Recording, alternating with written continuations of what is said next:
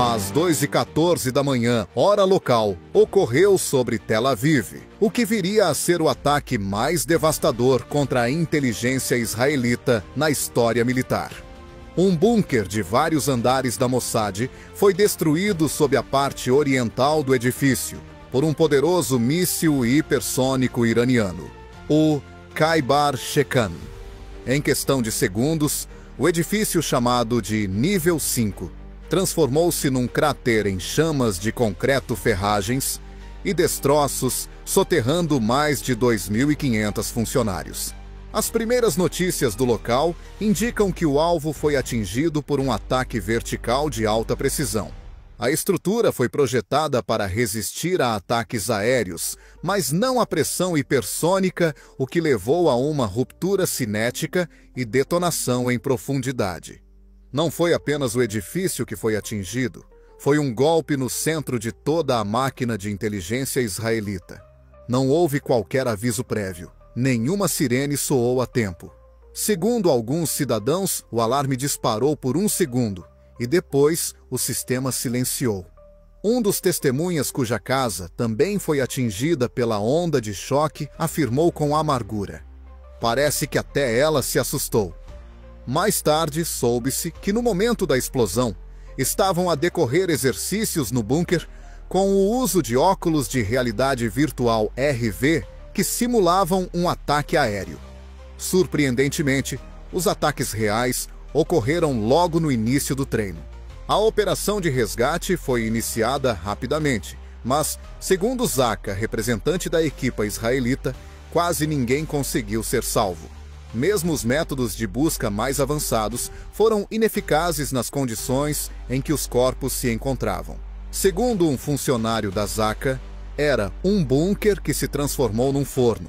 Muitos dos feridos foram encontrados vestidos com fatos de proteção e com fones de comunicação, como se não tivessem percebido o que estava a acontecer até o último momento.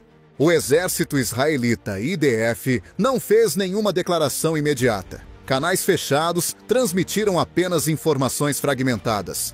Antes do ataque, um dos oficiais de inteligência, que teve a sorte de sobreviver, disse: "Voltei e só restava um cráter do edifício."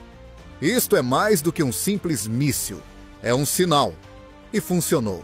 O Irão claramente não assumiu a responsabilidade pelo ataque.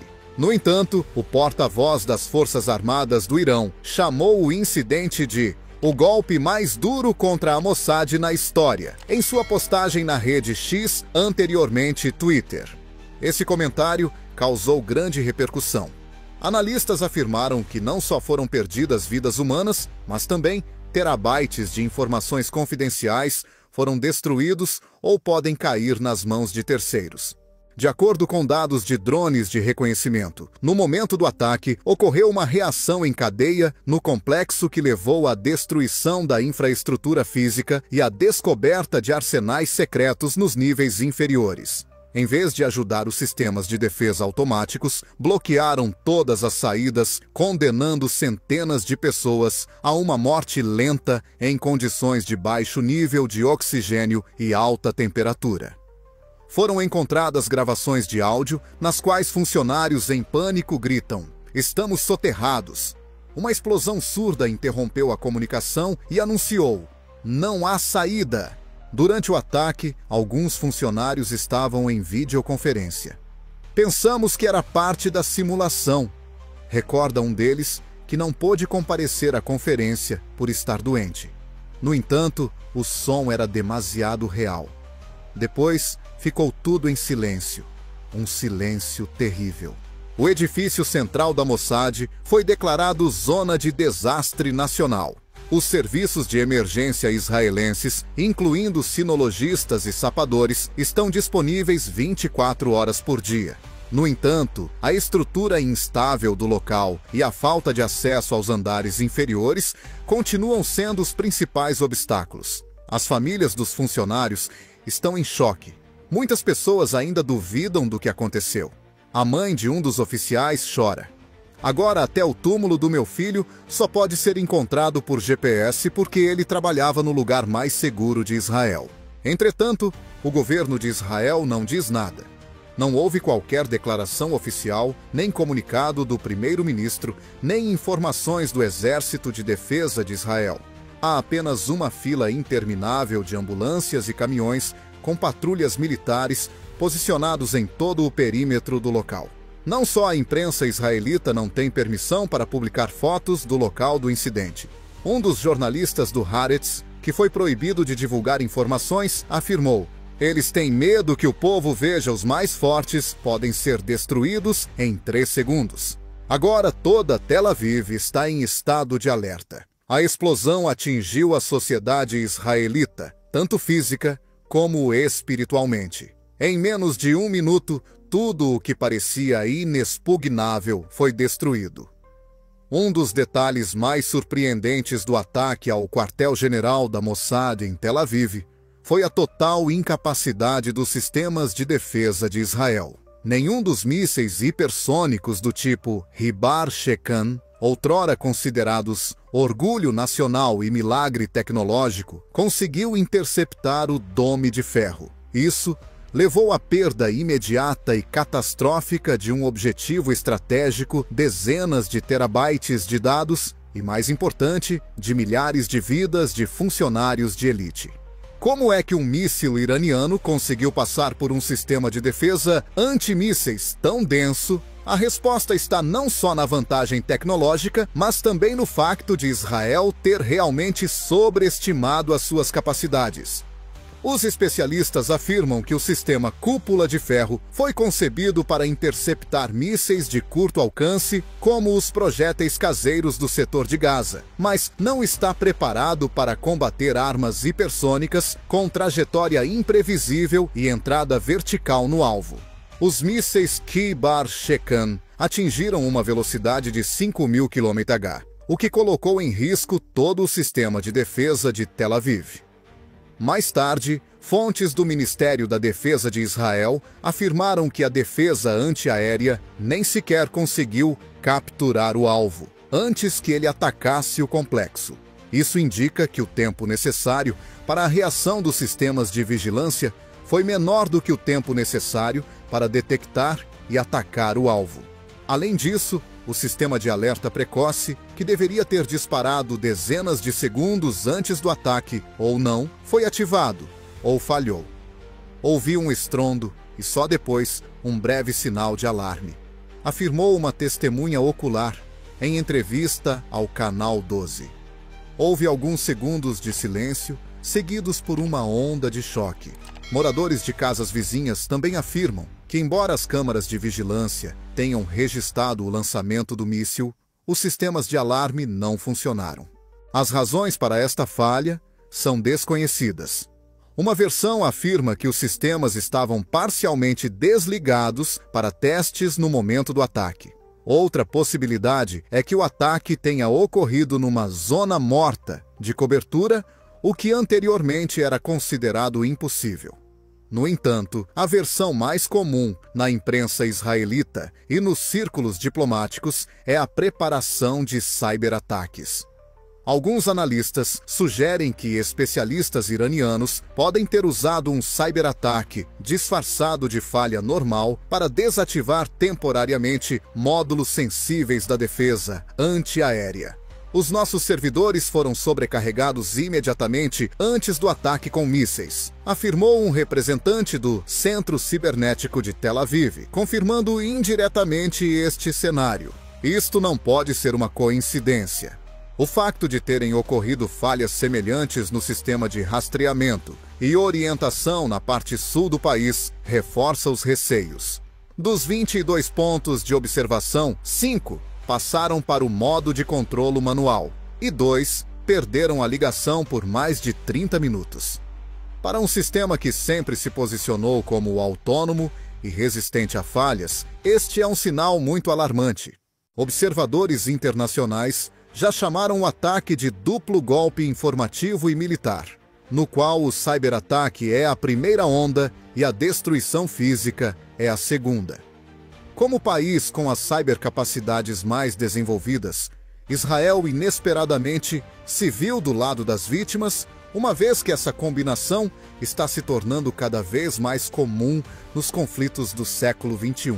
Não menos surpreendente foi o facto de, nas primeiras horas após a tragédia, os aliados mais próximos de Israel, os Epushkunua, e os países da UE não terem respondido. Washington e Londres não fizeram declarações imediatas. Expressamos as nossas condolências e apelamos à desaceleração da situação, afirmou um representante da Casa Branca apenas 12 horas depois. No entanto, já ao fim da tarde do mesmo dia, nos corredores da NATO começaram a circular rumores de que outros alvos estratégicos no Médio Oriente poderiam estar em perigo. Em particular, falava-se das bases dos Ari-Qasanawa no Iraque e na Síria, que se encontram numa zona potencialmente vulnerável a tais mísseis. Ao mesmo tempo, em Israel, a situação foi gradualmente a passar de um escândalo político para uma catástrofe militar.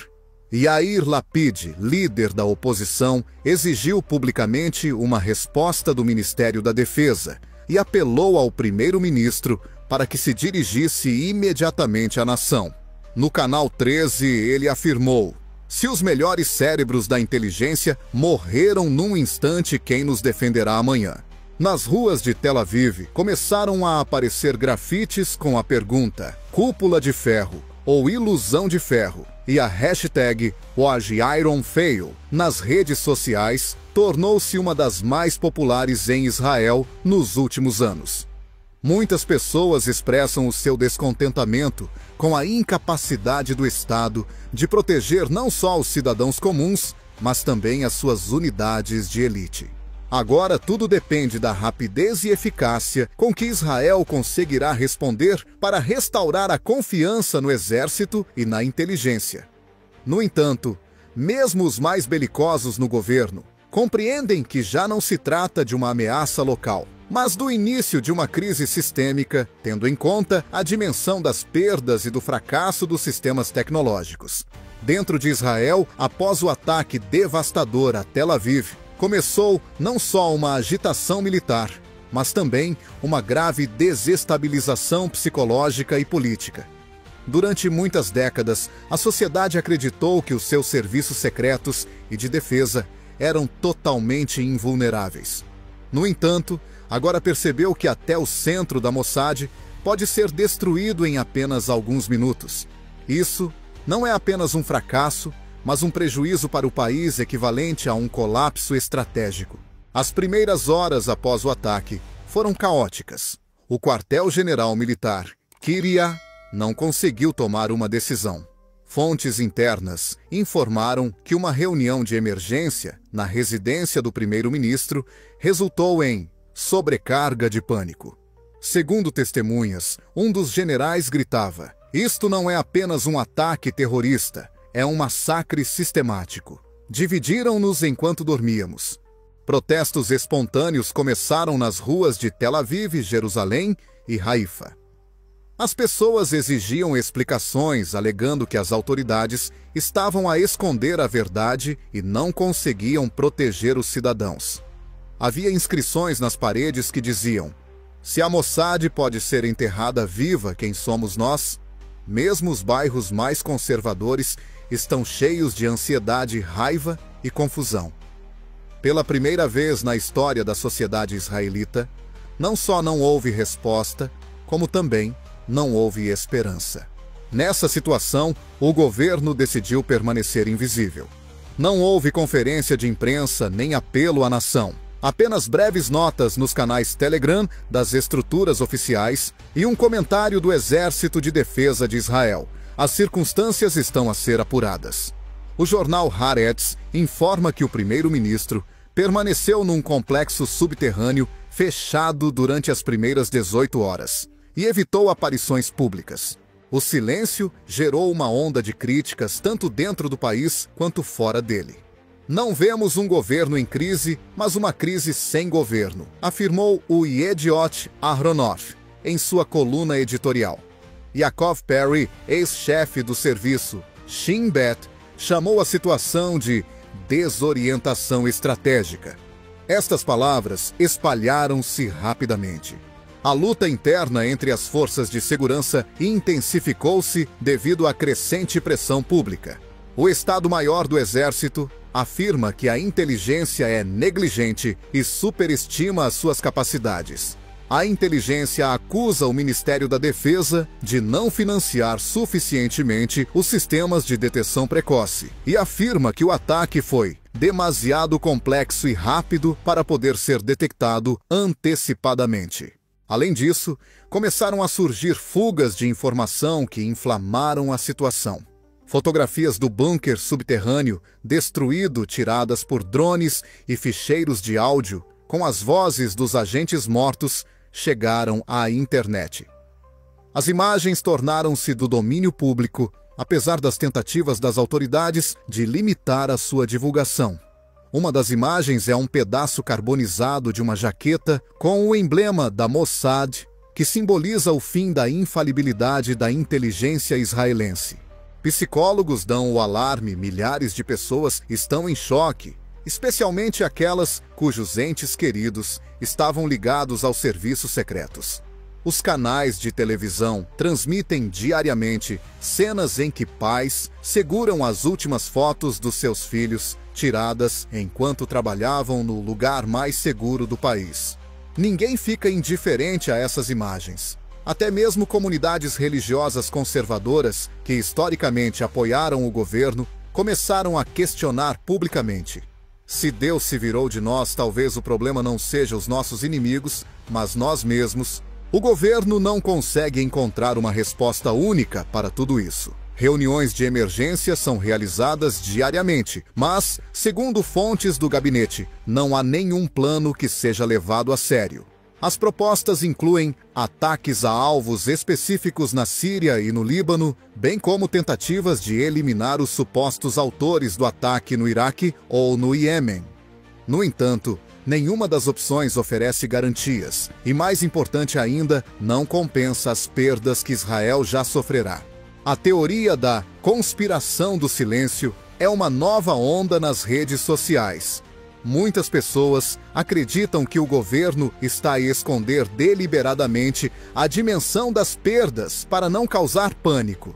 Se já não temos a Mossad, então não temos um sistema que pense por nós, afirmou o famoso blogueiro israelita Maha Matzav. Bem-vindo à vida real. Centenas de milhares de pessoas repostaram esta publicação. A oposição política tem uma chance. O líder do Yesh Atid, Yair Lapid, e o ex-ministro da Defesa, Benny Gantz, exigiram a criação de uma comissão independente para investigar. Até mesmo parte da coalizão governista apoiou suas declarações. O que aconteceu é informalmente chamado de o início do fim do atual governo. Assim, Israel se viu numa situação que combina desastre militar, crise política, choque psicológico e perda da confiança da população.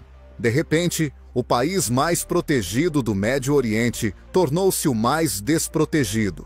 Além disso, enquanto os drones continuam a sobrevoar Tel Aviv nas ruas, ouvem-se apenas 3 perguntas: quem é o culpado, o que fazer e por que estão em silêncio? Os acontecimentos em Tel Aviv rapidamente ultrapassaram o âmbito do conflito na região. A destruição da sede da Mossad tornou-se uma sensação internacional, provocando reações de Washington a Pequim, de Ankara a Beirute. Enquanto Israel tentava lidar com o choque interno, o mundo dividiu-se em 2 grupos, os alarmados e os satisfeitos. Os Estados Unidos, um importante aliado de Israel, surpreendentemente, se abstiveram de fazer declarações contundentes. Estamos profundamente preocupados com a escalada, mas apelamos à moderação de todas as partes, afirmou Karine Jean-Pierre, porta-voz da Casa Branca. Quem pensa que pode destruir aliados dos Ipuarecicua sem consequências está enganado, afirmou o presidente Donald Trump durante a reunião do G20 em Montreal. Mas Israel ficou surpreendido ao ouvir a condenação direta do Irão. Analistas acreditam que Washington está a jogar com 2 cartas. O professor de Harvard, James Hicks, acredita que a administração Trump está a tentar manter a neutralidade moral para evitar outro conflito no Médio Oriente, especialmente à luz da próxima campanha presidencial de 2026. Além disso, os Estados Unidos consideram cada vez mais o poder iraniano como um fator a ser levado em conta e não ignorado. A reação do continente europeu foi ainda mais cautelosa. Londres, Berlim e Paris fizeram uma declaração sobre a inaceitabilidade da violência, sem sequer mencionar o termo ataque. O representante do Ministério dos Negócios Estrangeiros francês utilizou o termo incidente que requer uma resolução internacional. Como resultado, a imprensa israelita acusou a UE de covardia. Ao mesmo tempo, eclodiu um verdadeiro escândalo diplomático no âmbito da ONU. O representante iraniano, numa reunião extraordinária, à porta fechada do Conselho de Segurança, classificou o ataque como uma operação militar pontual contra um alvo não civil utilizado para fins de agressão de reconhecimento. A delegação israelita abandonou a sala, afirmando que o Conselho não estava a cumprir as suas obrigações. No seu discurso, o secretário-geral das Nações Unidas, Antônio Guterres, apelou a um diálogo imediato, mas não condenou o ataque. Em contrapartida, no Médio Oriente, milhares de pessoas saíram às ruas em Bagdade, Sana, Beirute e até Damasco, entoando slogans em apoio ao Irão. As pessoas carregavam cartazes com frases como: "Não temos medo da cúpula de ferro, estamos a construir uma vontade de ferro", e imagens do míssil Heibar Shekan. Na capital do Iêmen, Sana, as pessoas desfraldaram uma faixa com um emoji a rir, num fundo com o edifício destruído da Mossad. Esta fotografia tornou-se popular nas redes sociais árabes. Num comunicado, o Hezbollah no Líbano classificou o ataque como uma retaliação justa por décadas de agressão israelita. O governo sírio não só condenou o Irão, mas também afirmou que qualquer um que ataque o agressor está a agir em prol da estabilidade da região. Um novo grafite nas ruas de Bagdade diz: "Se o Mossad pode ser enterrado, Israel também não é imortal." A Turquia e o Catar, que normalmente defendem o equilíbrio entre o Ocidente e o Oriente, também afirmaram que a contenção de Israel é a chave para a desaceleração. Se você ateia fogo no quintal do vizinho, não se surpreenda se as chamas se espalharem para a sua casa, afirmou o ministro das Relações Exteriores da Turquia, Hakan Fidan. A Rússia e a China responderam. Como resultado do fracasso da defesa israelense, a mídia estatal russa zombou abertamente. De acordo com reportagens da RT e do Primeiro Canal, o ataque foi um indicador do fim do monopólio militar ocidental. Se o Ocidente dominava o mundo ontem, quem domina os mísseis hoje? Foi a manchete dos jornais chineses. Autoridades dos dois países apelaram à paz, mas com uma clara expressão de satisfação. A repercussão internacional mostrou claramente que Israel ficou praticamente sozinho. Hoje mesmo, aqueles que ontem o chamavam publicamente de chave para a estabilidade mantêm distância. Ao mesmo tempo, o Irão ganhou um forte impulso aos olhos dos seus aliados e dos países neutros, apesar de não ter assumido formalmente a responsabilidade. No mundo árabe, o ataque ao Mossad é visto como uma restauração da justiça e não como um ato terrorista. Um analista da Al Jazeera afirmou: "Isto não é uma guerra. Trata-se de diplomacia balística do novo mundo." Além disso, as comunidades muçulmanas nos Estados Unidos e na Europa estão a simpatizar cada vez mais com as ações do Irão como uma forma de autodefesa e não de agressão. Assim surgiu uma situação internacional única em que o país que não reconheceu o ataque recebe dividendos internacionais, enquanto o país que sofreu o desastre enfrenta o isolamento político. Embora Israel pretendesse atacar o Irão, acabou por sofrer um golpe na sua invulnerabilidade. O ataque à sede da Mossad em Tel Aviv foi um ponto de viragem na geopolítica do Médio Oriente devido às suas consequências físicas e psicológicas. Não só a destruição de um importante centro de inteligência de Israel revelou a fraqueza da sua defesa, como também provocou movimentos imediatos das forças militares, uma revisão da estratégia e uma reavaliação das alianças na região. A primeira e mais visível resposta foi a mobilização em massa das forças terrestres israelitas. Segundo o Jerusalém Post, Israel transferiu rapidamente 2 divisões mecanizadas para a fronteira norte com o Líbano e para a fronteira sul com a faixa de Gaza. Enquanto as bases da Força Aérea foram colocadas em estado de alerta total, a aviação do IDF Exército de Defesa de Israel passou para um regime de serviço 24 horas por dia. Centenas de tanques Merkava, acompanhados por instalações antiaéreas móveis Iron Beam, estão a dirigir-se para as fronteiras, segundo informações divulgadas na internet. No entanto, o governo ainda não tomou uma decisão sobre um ataque ao Irão, apesar de todos os esforços envidados por forças externas. Isso se deve ao facto de que o choque ainda não passou e as consequências ainda não foram totalmente compreendidas. Além disso, o Wall Street Journal informa que houve uma divisão no próprio Gabinete de Defesa de Israel. Alguns generais defendem uma retaliação imediata, enquanto outros insistem em uma análise tática e na consolidação da defesa dentro do país. Os vizinhos tomaram conhecimento desta confusão. Em Gaza, o Hamas intensificou a sua atividade, lançando vários ataques com foguetes contra povoações fronteiriças. Unidades do Hezbollah no Líbano começaram a transferir sistemas de foguetes para as regiões do sul do país. Além disso, Al-Mayadeen afirmou que as janelas de oportunidade para o Irão e os seus aliados se abriram mais do que nunca nos últimos 2 décadas, embora ainda não tenham ocorrido ataques diretos. Ao mesmo tempo, está a ocorrer uma rápida redefinição do sistema global de poder fora do Médio Oriente. Após o ataque à Arábia Saudita, que anteriormente demonstrava aproximação com Israel sob a égide dos Estados Unidos, recusou-se a assinar um pacto de defesa. Num fórum em Riad, o ministro dos Negócios Estrangeiros saudita afirmou: se Israel não consegue proteger os seus serviços de inteligência, não pode garantir a segurança da aliança. A Jordânia, o Egito e os Emirados Árabes Unidos também relatam o mesmo. Esses países preferem manter distância uns dos outros, pois temem ser arrastados para um conflito com o Irão. Embora defendam publicamente a desescalada, na verdade, estão a suspender os exercícios conjuntos e o intercâmbio de informações de inteligência com Israel.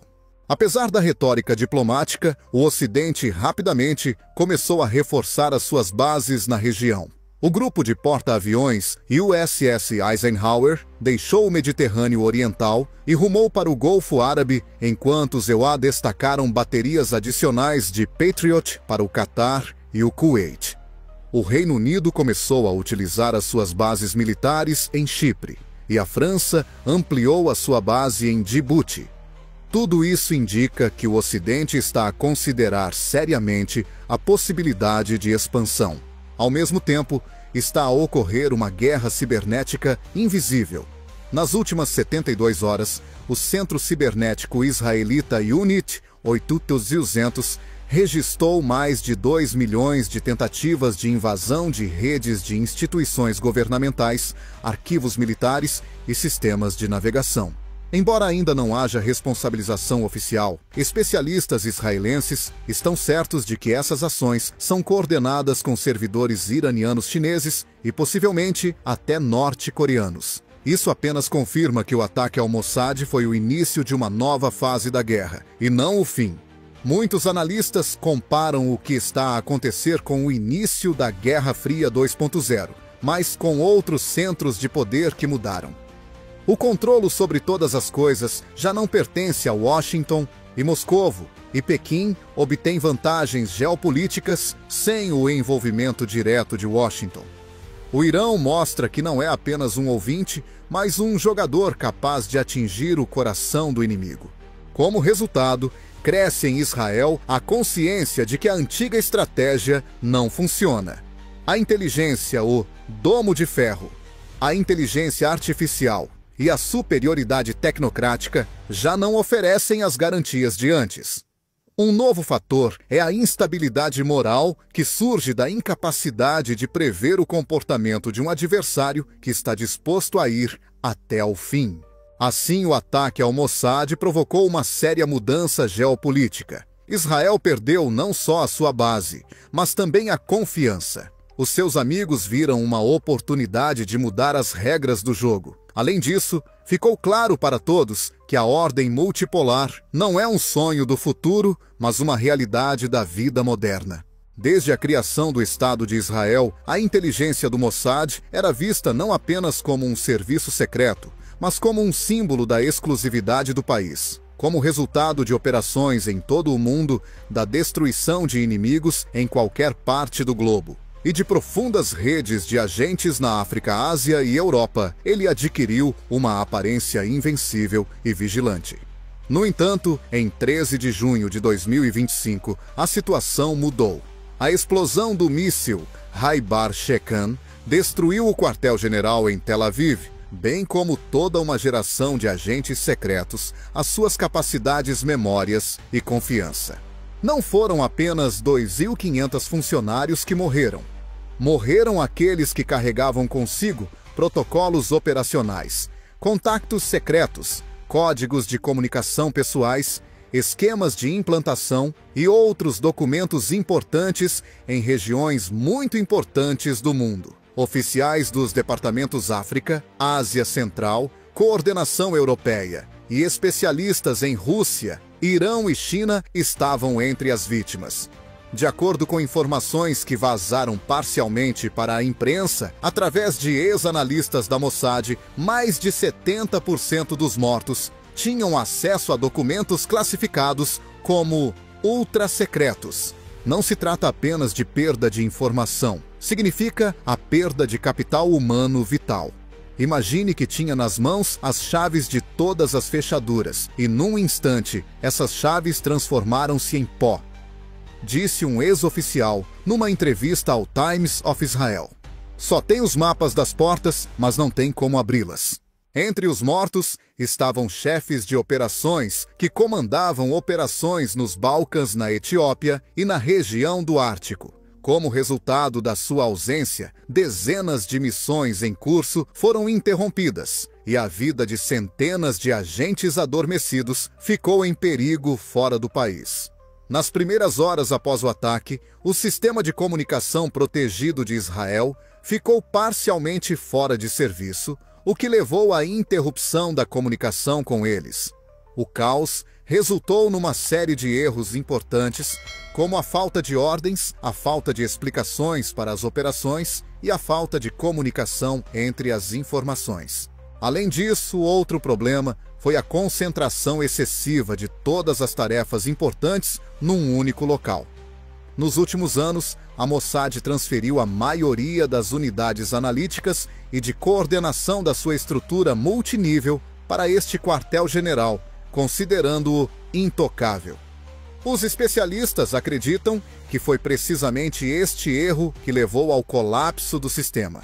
Ao destruir apenas um edifício, o inimigo destruiu na prática toda a rede de inteligência externa de Israel. Em termos diplomáticos, os aliados de Israel ficaram completamente chocados com este golpe. Até mesmo os Estados Unidos, que durante décadas confiaram no Mossad para obter informações, agora se viram numa situação em que este canal foi completamente destruído. Isso levou o Pentágono a reforçar imediatamente a sua inteligência no Médio Oriente, mobilizando mais de 500 funcionários da Agência de Segurança Nacional e da CIA, bem como recorrendo aos seus parceiros na Europa e na Arábia Saudita para solicitar o intercâmbio de informações. Neste contexto, Israel parece mais fraco do que nunca. Os anúncios publicitários sobre a sua invulnerabilidade, as imagens das operações no Irão ou na Síria já não influenciam a opinião pública interna. Pelo contrário, cada nova notícia é recebida com apreensão, como uma lembrança de um sistema destruído que já não é capaz de garantir a segurança. A perda de jovens funcionários é particularmente preocupante. Muitos dos mortos eram funcionários com idades entre 30 e 40 anos, formados em unidades de elite e bem-sucedidos em operações internacionais. Eram considerados o futuro da Mossad, uma nova geração intelectual capaz de enfrentar ciberataques, ameaças híbridas e guerras digitais. A sua morte cria um vazio que não pode ser preenchido rapidamente. O descontentamento interno no exército e na inteligência também está a crescer. Ex-oficiais, entre os quais alguns foram demitidos por criticar a liderança, voltaram a se manifestar, afirmando: "Nós avisamos. Dissemos que a fé cega em algoritmos é perigosa, porque o sistema é demasiado digitalizado." Estas vozes soam agora mais proféticas do que marginais. As consequências psicológicas da perda podem ser enormes. De acordo com dados do Ministério da Saúde israelita, na semana após o ataque, o número de pedidos de ajuda psiquiátrica aumentou drasticamente. Mesmo pessoas que nunca trabalharam nos serviços secretos sentem medo e pânico. A sociedade sente que lhe arrancaram o coração e o atiraram para o chão. No centro de Tel Aviv, surgiram inscrições nas paredes das universidades: "O Mossad morreu e nós. E se a elite é vulnerável, quem nos protegerá?" Como resultado, o ataque à sede da Mossad tornou-se mais do que uma simples catástrofe.